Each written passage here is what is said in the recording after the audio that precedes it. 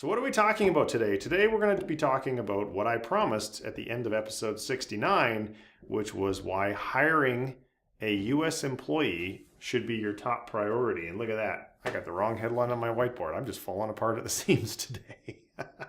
In any case, so why should you hire a US employee? Why should that be your top priority? And the answer is this.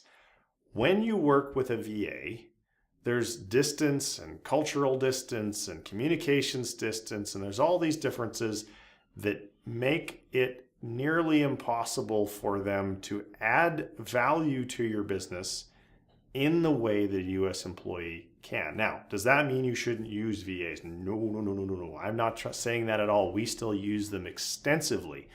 In my experience, what virtual assistants are exceptionally good at is following a standard operating procedure.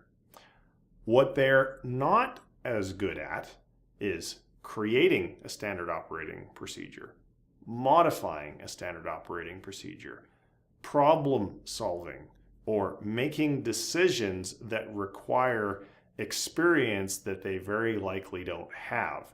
A standard operating procedure, by its very nature, when it is created, requires someone to have zero experience in order to be able to follow it. That's the whole reason that you create an SOP.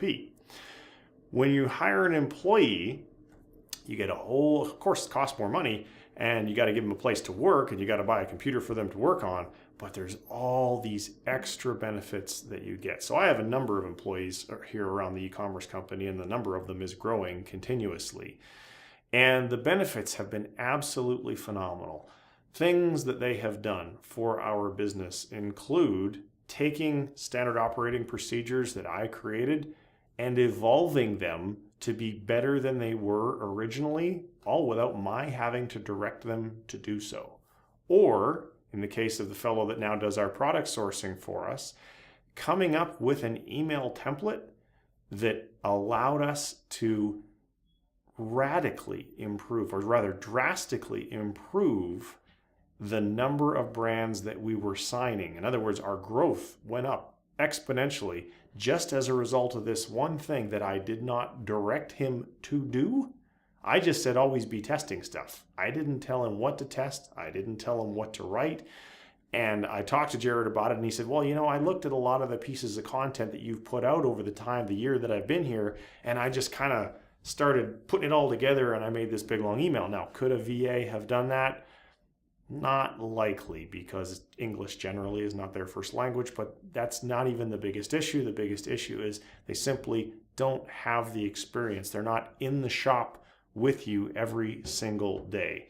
So how do you go about getting these magical things called employees? Well, if you don't have a rich dad who's willing to pay for them, which I don't, you would get your business through your own blood, sweat, tears, and systems and virtual assistants to the point where you can afford one. And as soon as you can afford one, I cannot emphasize enough, you should go out and get one and get them to start helping you source products. I have not personally been involved in sourcing products in a long time.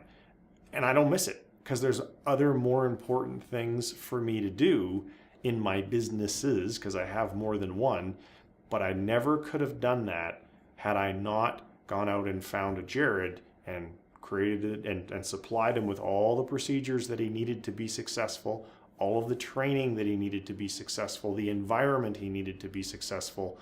And that was an investment of my time and money, to be sure. However, now, of course, he's like a machine, and he's sourcing products and closing deals all the time that I have absolutely nothing to do with. And nothing makes me more proud than to see that happen. So if you're early on and you would like to get a springboard on growing your business as fast as we have, you do have the opportunity, if you go to brightideas.co/webs, to buy a literal copy of all of the standard operating procedures that my team and I have spent the last 20 months developing. You'll see all sorts of testimonials there on the sales page from other users of those systems. So watch those, check out what they have to say, make your own decision as to whether it's right for you or not. All right, so that's it for today. If you would like to submit a question for future review and become a member of our tribe, go to breadideas.co/asktrent to submit your question. And just go to any of the blog posts on breadideas.co or the About page or wherever, and you can become a subscriber. When you do, you'll get notifications of future videos like this one, as well as the podcasts that we regularly publish. And in those podcasts, there's really good stuff because I'm always interviewing highly successful e-commerce entrepreneurs. So that's it for today. Take care. See you later. Bye-bye.